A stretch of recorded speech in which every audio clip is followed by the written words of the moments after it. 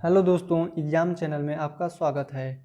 आज मैं आप लोगों के लिए दिल्ली सल्तनत के गुलाम वंश के टॉपिक के प्रश्नों को लेकर आया हूं, जो कि हर एक एग्ज़ाम के लिए बहुत ही इम्पॉर्टेंट है। आप लोग हमारे साथ वीडियो के अंत तक बने रहिएगा। यदि आपको इसके पिछले वीडियो देखना हो तो डिस्क्रिप्शन बॉक्स में उनके लिंक दिए गए हैं, आप वहां से चाहें तो देख सकते हैं। चलिए चलते हैं आज के अपने टॉपिक पे। प्रश्न संख्या 1 है, गुलाम वंश का संस्थापक कौन था? Option A Iltutmish, option D Qutubuddin Bakhtiyar, option G Qutubuddin Aibak, option D Mohammad Ghori. तो इसका सही आंसर है ऑप्शन सी, कुतुबुद्दीन ऐबक गुलाम वंश के संस्थापक थे। प्रश्न संख्या 2 है, कुव्वत उल इस्लाम मस्जिद का निर्माण कराया? ऑप्शन ए रजिया ने, ऑप्शन बी बलबन ने, ऑप्शन सी इल्तुतमिश ने, ऑप्शन डी ऐबक ने। तो इसका सही आंसर है ऑप्शन डी, कुतुबुद्दीन ऐबक ने कुव्वत उल इस्लाम मस्जिद का निर्माण दिल्ली में कराया था। प्रश्न संख्या 3 है, निम्न में कौन शमसी वंश से संबंधित नहीं है? Option A Aram Shah, option B Firoz, option C Razia, option D Nasiruddin. तो इसका सही आंसर है ऑप्शन ए आराम शाह। आराम शाह शमसी वंश से संबंधित नहीं थे, बल्कि ये कुतुबुद्दीन वंश से संबंधित है। प्रश्न संख्या 3 है, कुरान खां के नाम से जाना जाता है? ऑप्शन ए फिरोज को, ऑप्शन बी ऐबक को, ऑप्शन सी इल्तुतमिश को, ऑप्शन डी कैखुसरो को। तो इसका सही आंसर है ऑप्शन बी, कुतुबुद्दीन ऐबक को कुरान खां के नाम से भी जाना जाता है, क्योंकि ये कुरान की आयतों को बहुत ही सुरीले स्वर में पढ़ते थे। प्रश्न संख्या 4 है, गुलाम वंश को अन्य किस नामों से जानते हैं? ऑप्शन ए अफरासियाब वंश, ऑप्शन बी ससवनी वंश, ऑप्शन सी ममलूक वंश, ऑप्शन डी सैयद वंश। तो इसका सही आंसर है ऑप्शन सी, गुलाम वंश को ममलूक वंश के नाम से भी जाना जाता है। प्रश्न संख्या 5 है, 2.5 दिन के झोपड़े का निर्माण कहाँ हुआ था? Option A Delhi, option B Agra, option C Lahore, option D Ajmer. तो साथियों, इसका सही आंसर है ऑप्शन डी, अजमेर में 2.5 दिन के झोपड़े का निर्माण किया गया था। संस्कृत मठ को तोड़ करके वहीं पे 2.5 दिन का झोपड़े का निर्माण किया गया था। प्रश्न संख्या 6 है, ऐबक ने अपनी राजधानी बनाई थी? Option A Ajmer, option B Delhi, option C Lahore, option D Afghanistan. तो इसका सही आंसर है ऑप्शन सी, लाहौर में कुतुबुद्दीन ऐबक ने अपनी राजधानी बनाई थी। प्रश्न संख्या 7 है, कुतुबुद्दीन ऐबक की पुत्र का नाम था? Option A Iltutmish, option B Balban, option C Lakh Bakhsh, option D Aram Shah. तो इसका सही आंसर है ऑप्शन डी, आराम शाह कुतुबुद्दीन ऐबक के पुत्र का नाम था, जबकि इल्तुतमिश उनके दामाद थे। बलबन रजिया के बाद होने वाला शासक था। ऑप्शन सी लाख बख्श है, जो कि कुतुबुद्दीन ऐबक का ही नाम है, क्योंकि वह लाख बख्श इसलिए कहा जाता है कि वह लाखों में दान देता था। और ऑप्शन डी आराम शाह उनके पुत्र थे। प्रश्न संख्या 8 है, कुतुब मीनार को पूरा करवाया था? ऑप्शन ए फिरोज शाह तुगलक ने, ऑप्शन बी इल्तुतमिश ने, ऑप्शन सी आराम शाह ने, ऑप्शन डी ऐबक ने। तो इसका सही आंसर है ऑप्शन बी, इल्तुतमिश ने कुतुब मीनार के कार्य को पूरा करवाया था। प्रश्न संख्या 9 है, तबकान ए नासरी किसकी पुस्तक है? Option A Iltutmish, option B Megasthenes, option C Ibn Battuta, option D Minhaj ul Siraj. तो मित्रों, इसका सही आंसर है ऑप्शन डी, मिनहाज उल सिराज तबकान ए नासरी की पुस्तक है। मिनहाज उल सिराज इल्तुतमिश के दरबार में प्रसिद्ध इतिहासकार थे। प्रश्न संख्या 10 है, कुतुबुद्दीन की मृत्यु हुई थी? ऑप्शन ए 1206 ईस्वी में, ऑप्शन बी 1208 ईस्वी में, ऑप्शन सी 1210 ईस्वी में, ऑप्शन डी 1212 ईस्वी में। तो इसका सही आंसर है ऑप्शन सी 1210 ईस्वी में इनकी मृत्यु हुई थी। उस समय ये घोड़े से पोलो खेल रहे थे, घोड़े से गिरकर ही उनकी मृत्यु हुई थी 1210 ईस्वी में। प्रश्न संख्या 11 है, इक्ता प्रथा की शुरुआत किसने किया था? ऑप्शन ए बलबन ने, ऑप्शन बी इल्तुतमिश ने, ऑप्शन सी रजिया ने, ऑप्शन डी रुकनुद्दीन फिरोज ने। तो इसका सही आंसर है ऑप्शन बी इल्तुतमिश ने ही इक्ता प्रथा की शुरुआत किया था।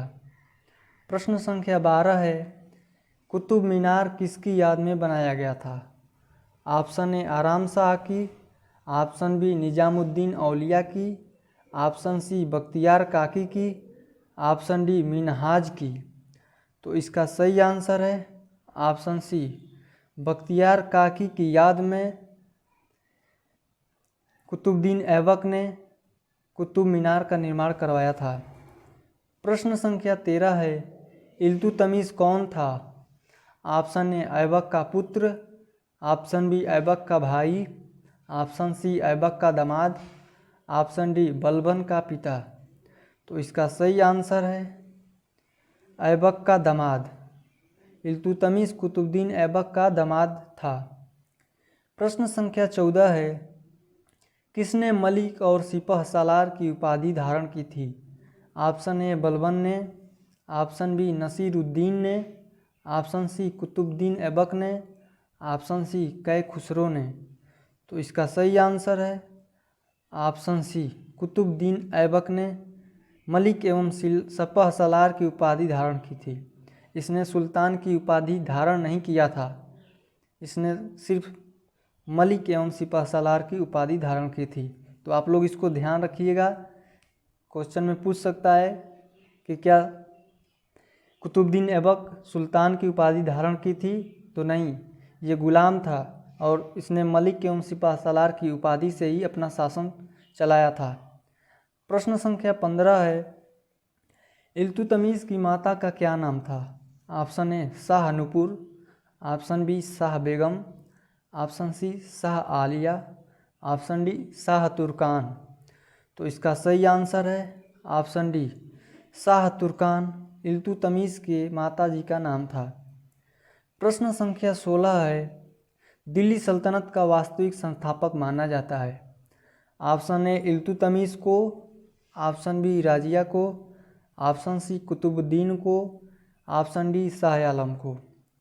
तो इसका सही आंसर है ऑप्शन ए इल्तुतमिश को दिल्ली का वास्तविक संस्थापक माना जाता है।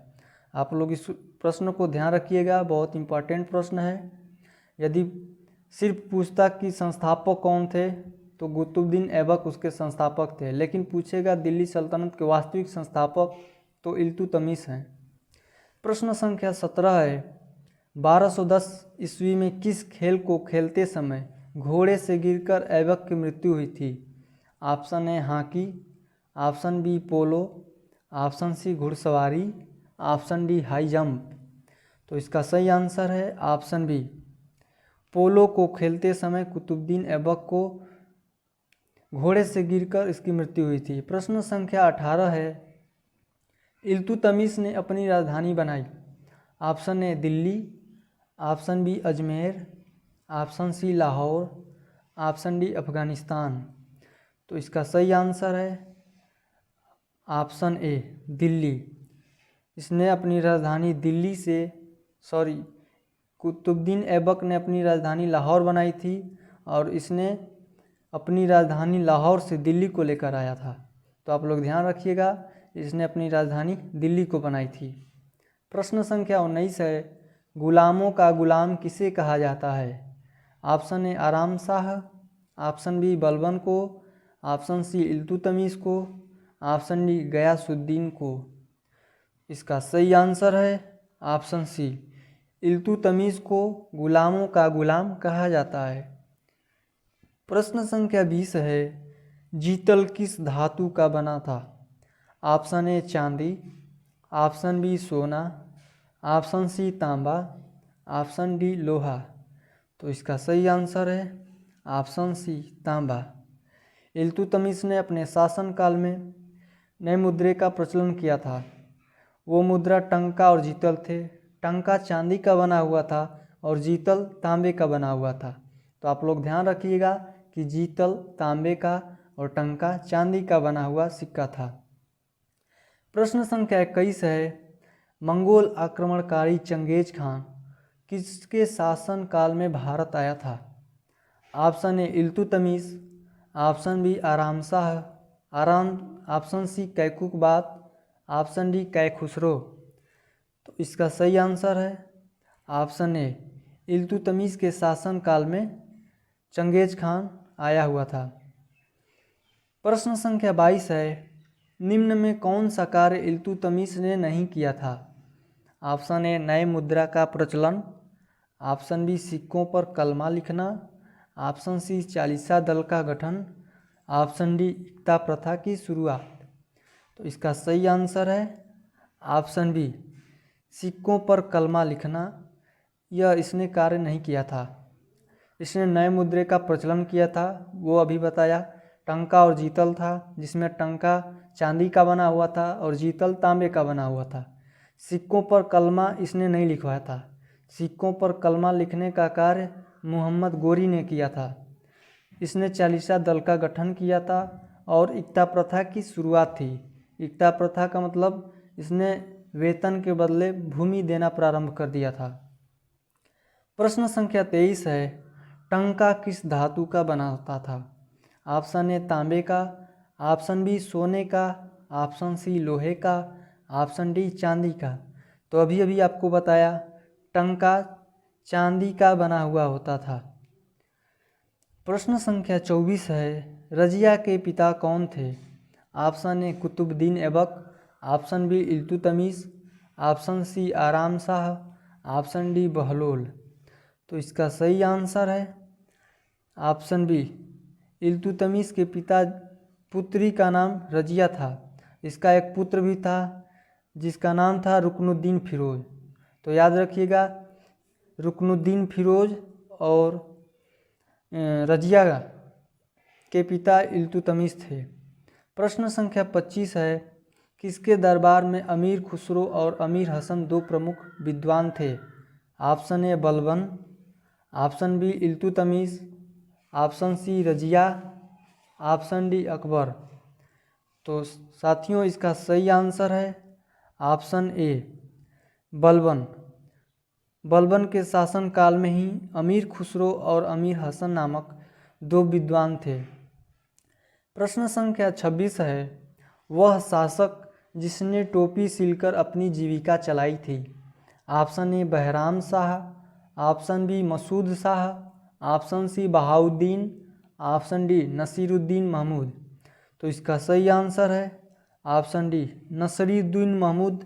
दिल्ली सल्तनत का एक ऐसा शासक था जिसने अपनी शासन टोपी सिलकर चलाई थी। यानी यह अपनी जीविका अपने शासन के पैसों से नहीं बल्कि वह अपनी जीविका टोपी सिलकर चलाई थी। तो ये बहुत ही इम्पोर्टेंट क्वेश्चन है, आप लोग इसको ध्यान रखिएगा। प्रश्न संख्या 27 है, सर्वप्रथम चालीसा दल को किसने समाप्त किया? Option A Akbar, option B Iltutmish, option C Bahram Shah, option D Bahauddin. तो इसका सही आंसर है ऑप्शन डी बहाउद्दीन ने। दोस्तों यहाँ पे आपको एक प्रश्न और देखने को मिलेगा, पूछेगा बहाउद्दीन का वास्तविक नाम क्या है? तो बहाउद्दीन का वास्तविक नाम ही बलबन है। यानी बलबन ने ही चालीसा दल को समाप्त किया था, उसी का दूसरा नाम बहाउद्दीन है। आप लोग ध्यान रखिएगा। प्रश्न संख्या 28 है, दिल्ली सल्तनत की प्रथम और अंतिम मुस्लिम शासिका कौन थी? Option A Noorjahan, option B Mumtaz, option C Shah Turkan, option D Razia Sultan. तो इसका सही आंसर है ऑप्शन डी रजिया सुल्तान इसका सही आंसर है। जबकि शाह तुर्कान इल्तुतमिश की माँ का नाम था, मुमताज़ शाहजहाँ की पत्नी का नाम था और नूरजहां जहांगीर की पत्नी का नाम था। तो आप लोग इसको ध्यान रखिएगा। प्रश्न संख्या 29 है, किसने नवरोज़ त्यौहार को मनाना प्रारंभ किया था? ऑप्शन ए मसूद शाह ने, ऑप्शन बी कैकुबात ने, ऑप्शन सी नसीरुद्दीन ने, ऑप्शन डी बहाउद्दीन ने। तो इसका सही आंसर है ऑप्शन डी बहाउद्दीन ने, यानी कि बलबन ने। इसने पारसियों के नवरोज़ त्यौहार को भी मनाना प्रारंभ किया था। आप लोग ध्यान रखिएगा कि नवरोज़ त्यौहार पारसी मनाते थे। प्रश्न संख्या 30 है, भारत का तोता किसे कहा जाता है? ऑप्शन ए अलबरूनी को, ऑप्शन बी कुतुबुद्दीन ऐबक को, ऑप्शन सी अमीर खुसरो को, ऑप्शन डी अमीर हसन को। तो इसका सही आंसर है ऑप्शन सी अमीर खुसरो को भारत का तोता कहा जाता है। प्रश्न संख्या 31 है, निम्न में कौन से कार्य बलबन ने नहीं किए? ऑप्शन ए चालीसा दल की समाप्ति, ऑप्शन बी सिजदा और पायबोस का प्रचलन, ऑप्शन सी नवरोज़ त्यौहार को मनाना, ऑप्शन डी इक्ता प्रथा की शुरुआत। तो साथियों इसका सही आंसर है ऑप्शन डी इक्ता प्रथा की शुरुआत बलबन ने नहीं किए थे, बल्कि इक्ता प्रथा की शुरुआत इल्तुतमिश ने किया था। प्रश्न संख्या 32 है, बलबन ने खुद को किस वंश का शासक माना था? ऑप्शन ए अफरासियाब वंश, ऑप्शन बी खिलजी वंश, ऑप्शन सी संसवनी वंश, ऑप्शन डी ममलूक वंश। तो दोस्तों इसका सही आंसर है ऑप्शन ए अफरासियाब वंश। बलबन ने खुद को अफरासियाब वंश के शासन घोषित किया था। प्रश्न संख्या 33 है, निम्न में कौन सा विभाग गुप्तचर विभाग है? ऑप्शन ए दीवान ए कुजा, ऑप्शन बी दीवान ए इंसा, ऑप्शन सी दीवान ए अर्ज, ऑप्शन डी वरीद ए मुमालिक। तो इसका सही आंसर है ऑप्शन डी वरीद ए मुमालिक। दीवान ए अर्ज सैन्य विभाग था, वरीद ए मुमालिक और दीवान ए इंसा दीवान ए कुजा। यदि आप लोग कहेंगे दोस्तों तो दिल्ली सल्तनत के सारे विभागों पर भी एक वीडियो बना देंगे। यदि आप लोग चाहें तो कमेंट बॉक्स में हमें कमेंट करके बताएं कि इस पर वीडियो बनाना है या नहीं। प्रश्न संख्या 34 है, मध्यकालीन भारत में किस रंग के कपड़े को न्याय का प्रतीक माना जाता था?